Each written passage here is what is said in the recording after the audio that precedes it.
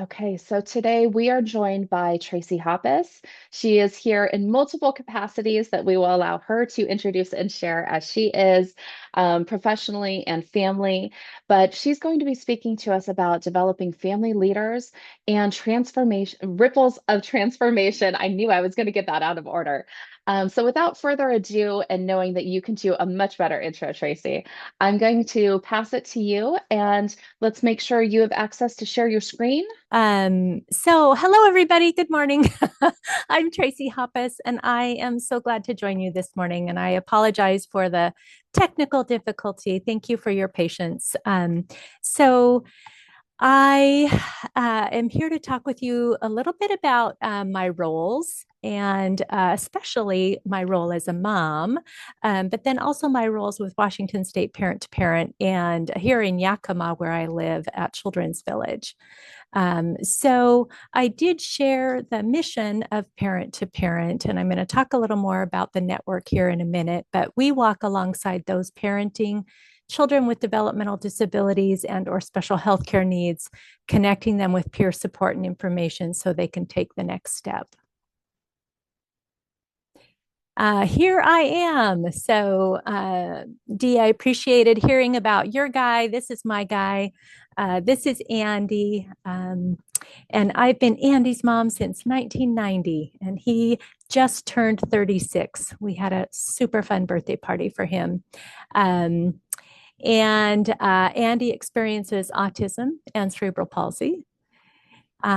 I am also manager of family support programs here at Children's Village in Yakima, which includes the parent to parent program. And I've been here for about 28 years.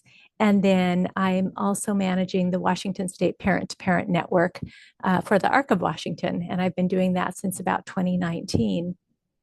I want to let you know that if you have questions, feel free to put them in the chat. And Dee and Sarah, maybe you can help with that. But you're welcome to ask questions throughout the presentations. I'm happy with that for you to do that, but I won't necessarily be monitoring chat, so need help with that, please. Hey, there he is. Sorry, guys. And Okay. he is a handsome young man. We're so happy to see him.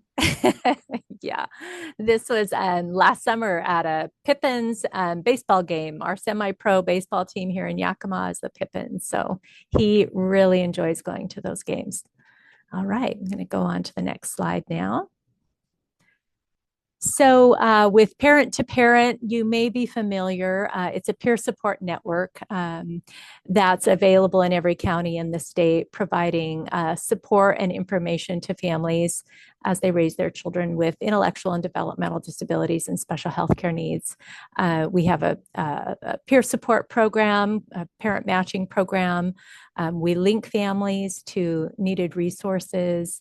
And many programs also offer parent support groups, sibling support groups, social and recreational programming, family events, trainings, and more.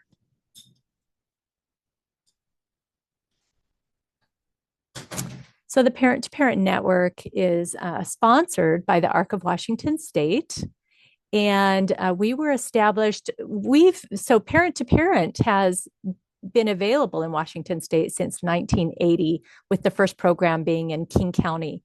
But we were actually established in Washington State legislative statute in 2016. We have 28 programs and 50 plus parent coordinators. So, one requirement that's actually in statute is that program coordinators are parents or family members themselves raising children and individuals with intellectual and developmental disabilities and or special healthcare needs. We are hosted locally by a number of different kinds of agencies. In many areas, it's an ARC chapter. We have behavioral health organizations, hospitals, health districts, nonprofits, and others that sponsor parent to parent at the local community level. And then at the state level, we are supported by the Developmental Disability Community Services and also the Washington State Department of Health, the Children and Youth with Special Healthcare Needs program. At the local level, we receive support from our partners, including the Developmental Disability County programs and other community partners. Each program looks a little different in the way they operate, in the funding they receive. Some programs have one part-time coordinator. We see this in smaller rural programs. So Kittitas County, for example, my neighbor, Michelle Williams, is the coordinator, and she's one person serving that community.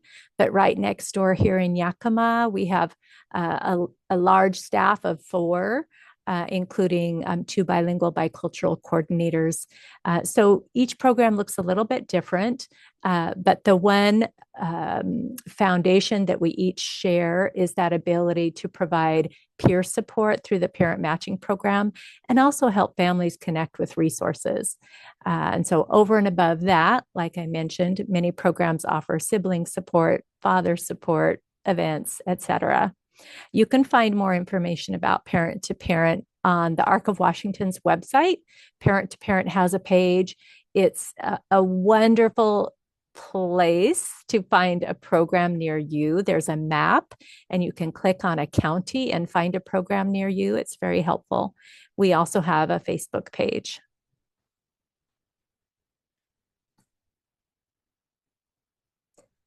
Just a little information. Are you seeing the map with the stars and the good? Okay, I'm just going We to check in are. every so often to make sure you're seeing what I'm seeing. So in during the 2024-2025 fiscal year, we had a little over 83,000 parent connections for support information and referral.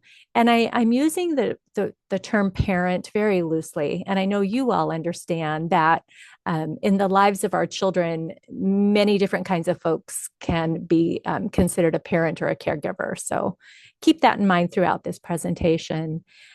We had 47,000 parents and professionals on mailing lists receiving our newsletters and information. We facilitated 670 helping parent matches, and we had over 38,000 followers on social media and about 6,700 parent connections with parents and family members who speak a language other than English. And we had almost 1,000 trained helping parents. So every program provides what we call a helping parent training, and that provides volunteer parents the opportunity to learn some helpful skills as they learn to support another parent who's maybe received a new diagnosis or navigating new information for their child with disability. All right.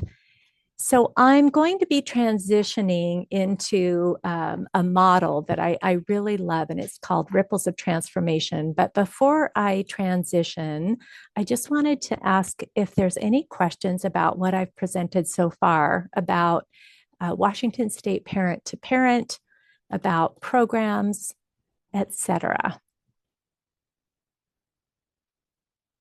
I'm not seeing any questions on this end, so I think we're good. Okay, very good. All right, are you seeing the Ripples of Transformation page? No, not yet. Okay. How about now? Okay, we are. Perfect. Okay. I so Ripples of Transformation is a model that I learned about several years ago during a time where we here in Yakima had a Department of Children, Youth, and Families grant for a project we were doing. And I, in my own life and supporting other families over the years, have always been aware of this evolution of a parent or a caregiver. Uh, and seeing that oftentimes parents and caregivers start out maybe needing support, and then they, after a period of time are ready to give support, and then maybe they're ready to take on some leadership roles and volunteer. And anyways, I just had been very aware of this evolution of a parent or a caregiver. And when I learned about this ripples of transformation, it really resonated with me. And I hope it does with you too. For those of you that are parents or caregivers or working with parents and caregivers, I'm hoping it does resonate with you. So it's adopted from a group out of California called the First Five Alameda. And it's a toolkit that they developed for providers and program leaders. And so I borrowed that information and I put it into my own presentation. And I actually have done this presentation once before, and it was during the pandemic, and I did it in partnership with the Department of Health. And I invited a local parent that we've known for many, many years whose life reflected this transformation so well. And so I had her sharing alongside of me about this model and kind of bringing it to life in her own world in raising a child with a disability.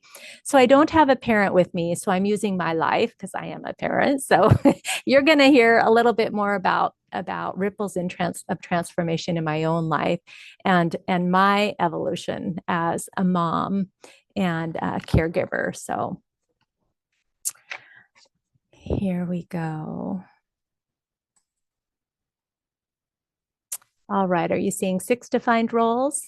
Cool. Perfect. Yes. So, in this model, they identify 6 roles that make up this ripples model, starting with first teacher, and then moving to participant, volunteer, partner, leader, and then advocate. And so we're going to go into each one of these in a little more depth, and I'll share a little bit of a personal experience as well. So for first teacher, this is the parent or caregiver understanding the child's needs and strengths, bonding through interaction, making care decisions, and accessing support. So, in my own life, I wanted to share with you all that my son was born in a little town in Oregon.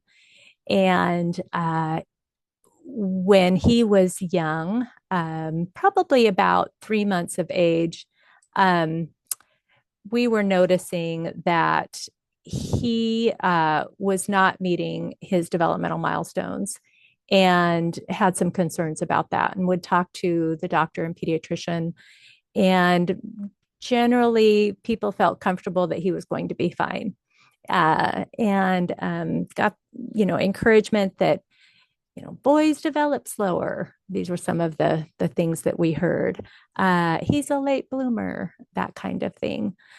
Finally, at the age of 11 months, we were referred to Oregon Health Sciences University, and Andy received a diagnosis of cerebral palsy. But I think during this time, one thing that really strikes me in my own experience is yes, I was definitely bonding with my son, learning to understand his needs and strengths, beginning to make care decisions. We accessed the early intervention program in Oregon. And trying to access support. But we lived in a small town and there was no parent to parent. There was no family support. I knew no one with who had a child with a disability. And I just have to say that reflecting back on that time, that those feelings of kind of isolation really impacted my ability to fully access services for my son and my family. And so now, as I support families, I just have come to recognize and validate that along with early intervention services for the child, supporting the family during that time is critical because it really enables parents and caregivers to fully access the services that are available for their child and their family. And I can say that because I didn't have that initially, and I know the impact it made on myself, my mental health, and my family's well-being. After first teacher comes participant. And this is a time of building skill, knowledge, and resiliency, developing a support network, and providing program feedback. So when Andy was about 3 years old, we moved back to Yakima to be closer to family. I was learning more about his disability and helpful resources such as OT and speech. Andy attended developmental preschool. And even though I had the supportive family, I still felt a real sense of isolation and loneliness, and really lacked a support network of other families who could really understand the journey. And again, I realized that impacted me as a mom, and feelings of I should be able to do better, but um, uh, I was just starting to learn how important it would be to not only help Andy get the services he needed, but to help myself and my family get the support and the services that we needed in this journey as well. After participant is volunteer. And this includes developing skills and knowledge, taking on a defined role, representing a program, and building community. And so, thinking back to my own life, I volunteered at Andy's school and worked hard to really develop relationships with teachers and staff. And did not want that to be adversarial, and knew that I wanted to be the one to initiate that and start building those relationships, because I knew ultimately that would help Andy succeed in school. Uh, and I was growing in my knowledge of services, especially around special education, um, beginning to think more about the needs of our family. And Andy has an older sister, Sarah, and a younger brother, Mark. And at the time, my daughter, Sarah, was struggling with really understanding Andy's disability and how it impacted his life and her life. And I thought there's got to be some kind of a program available for siblings. And so I picked up the phone and found this program called Parent to Parent. And I called Parent to Parent, had never heard of it before. And the coordinator at that time, her name was Barb. And I said to Barb, I have a son with a disability, and I'm really looking for support for my family, but especially my older daughter, Sarah.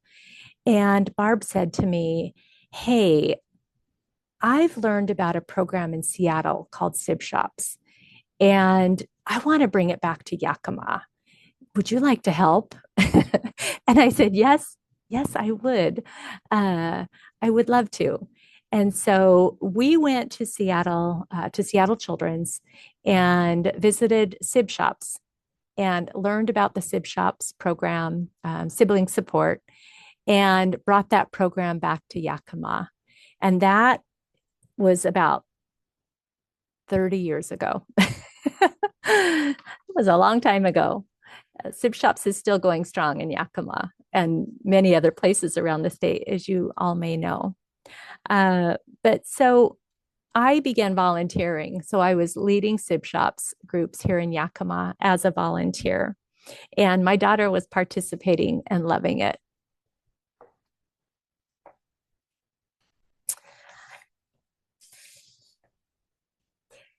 All right, I'm going to move on from volunteer. As you're shifting, I just wanted to Mm-hmm. appreciate that you're sharing what a real experience has been. And absolutely, SIB shops, I think whether you're a family member who has multiple children and you're trying to support those children in their different relationships, or a sibling yourself, or a provider that's working with families and you're encountering this, SIB shops are such a crucial need. So I love hearing about that piece, especially. But I also wanted to just appreciate your willingness to share your true feelings in this process. When you said that you remember the name of the person you spoke to with P2P, you remember Barb. That's just Hmm. so powerful. So Hmm. thank you. I didn't want to detract from what you were saying, but I thought as we're shifting, let me just pause and say that. I appreciate that. Thank you so much. Yes, I remember that conversation because it was the really the first time outside of early intervention and developmental preschool that I reached out to ask for help, ask for support. And so I think that is why that is so memorable, which it was a big step for me. And I just got sucked in, right? Like I loved working with those siblings and supporting brothers and sisters. And my own daughter um, really grew from that experience.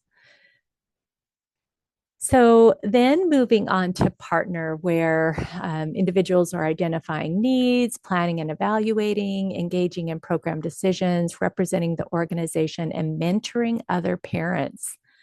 Um, so as a volunteer with the parent to parent program in SIB shops, particularly, I was planning agendas and activities. And I would represent parent to parent in various ways and connect regularly with other parents. So in 1997, Barb left her position with parent to parent, and I applied to be coordinator of the parent to parent program. And I got the job. And at that time, the program was small. It was supporting parents, providing that peer support, and I would say it was less than 1,000 parents, or excuse me, 100 parents a year, and it was facilitating SIB shops also, and I was working part time, but I loved it so much. And it was at that time that I really, my eyes were opened because I realized how valuable a support network could be. And connecting with parents was like this lifeline for me. And I saw it become a lifeline for them. Um, so, also during this time, something that was really pivotal for me was I became a council member with the Washington State Developmental Disabilities Council.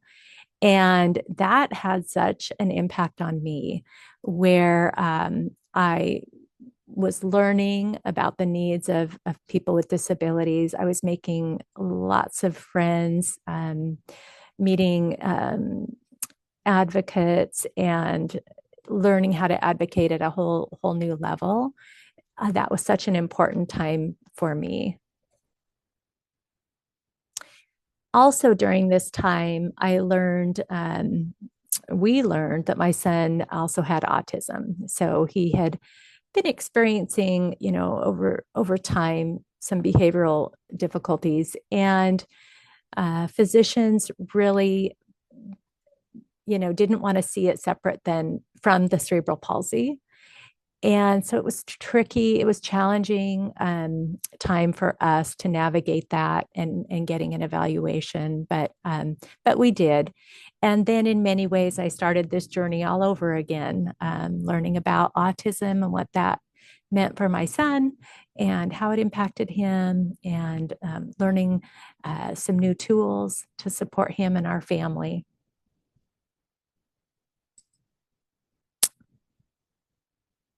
Next is this role of leader, where an individual is beginning to engage in agency decision making, advocating for children and families, engaging and educating other parents, developing and leading projects.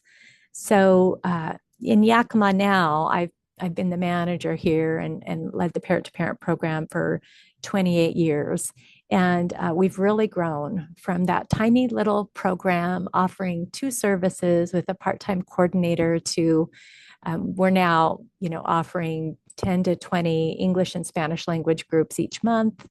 Um, we have 4 staff, and we're serving, well over 1,000 parents and family members each year. Um, and and then also managing the Washington State Parent to Parent Network, and just love being able to pour into that network of 28 programs and 50 plus parent coordinators, helping them develop their programs, providing support and opportunities for them to connect with one another and learn in their roles. And then lastly is this role of advocate, where individuals are helping to decide policy priorities, testifying to policymakers, serving on boards and commissions, and organizing other families.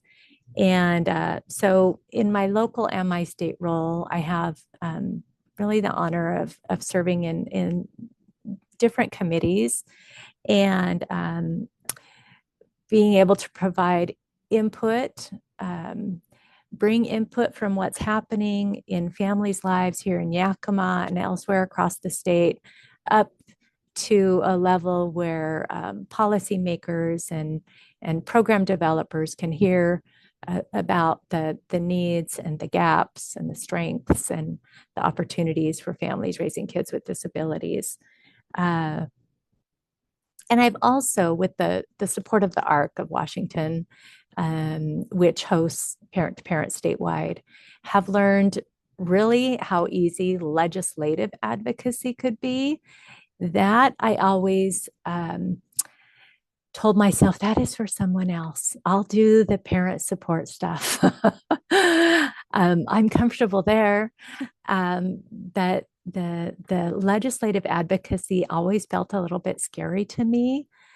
Um, and I realized that it definitely starts with baby steps. At least it did with me. And the Arc of Washington and the staff there, the tools that they provide make it so easy and barrier free. So, now I'm comfortable signing on to bills. I'm comfortable, bringing my feedback to my representatives. I've testified, um, and I've learned a whole lot about that world. And I love it when I can, show other people the website, the Arc of Washington website, and how to look up bills and how to get legislative alerts and that kind of thing. And it truly, truly makes a difference. And 5 minutes out of my day to sign on to a bill is, I can do that. I can do that for our folks and our families. Um,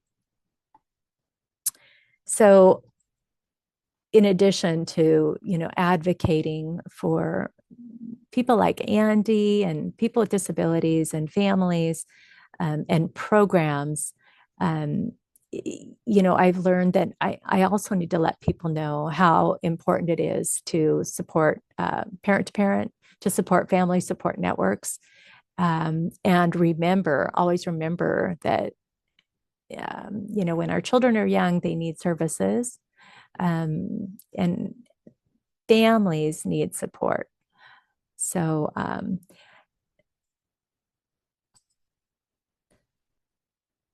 and a little more on that is just parent to parent's role in engaging families, which is a warm and welcome invitation. I think because we are parents and family members, we have that connection right away. And relationship building starts right at that point, promoting belonging and building community, and planting seeds along the way, really pouring into parents and caregivers that, they're doing well. And I know I felt so inadequate when I was a young mom. And I think Parents really need to hear and be celebrated right alongside their child, and hear that they're doing well.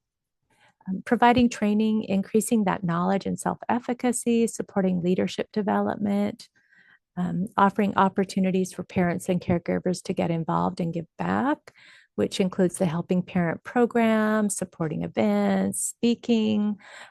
We have parents that are doing all of those things here in Yakima, and it started with them reaching out and asking for help, and asking for support, and asking for a match. And now they're serving on an advisory board. They're speaking to legislators. They're writing their story. They're speaking on a parent panel. Giving opportunities is so important. Everyone has a strength and a gift to share, and supporting families through the process. And then layer by layer. So I really love the analogy of the ripples. When a single drop of water falls into a still pond, it creates a small center point. From that center point, concentric circles begin to spread outward, each ring larger, wider, and more expansive than the one before it. But those larger rings can only exist because of the small center. The process must start with that first drop. You can't skip directly to the widest circle. Growth happens layer by layer. So similarly, you know, it's rare that I see a parent or caregiver start as first teacher and jump right to advocate. I'm not saying it doesn't happen, but often there needs to be, those layers of growth. And I like to say, as our children learn and grow, we are learning and growing right alongside them.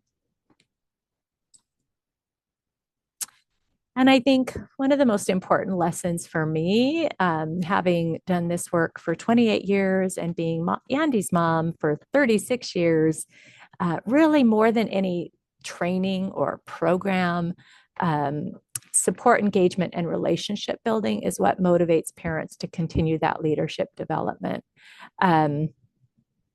It is so true. Parent to parent and other family support networks are relationship based networks.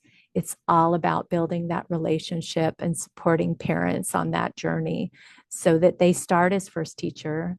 They gain knowledge and skill as first teacher. They bond with their child and they grow into advocates for their child and themselves and their family. So there's information on the slide deck about where the Ripples of Transformation Toolkit can be found. And Dee, you can certainly share that out or put that on your website. And that is it. Thank you so much, You're Tracie. This has welcome. been such a beautiful presentation, both of your personal connection, your journey, and what P2P does for families, and each of those components that we were hoping for with this talk. You hit everything we could ask for and then some. So thank you for taking the time to share today. I'm going to go ahead and stop the recording, unless Sarah gets there before I do.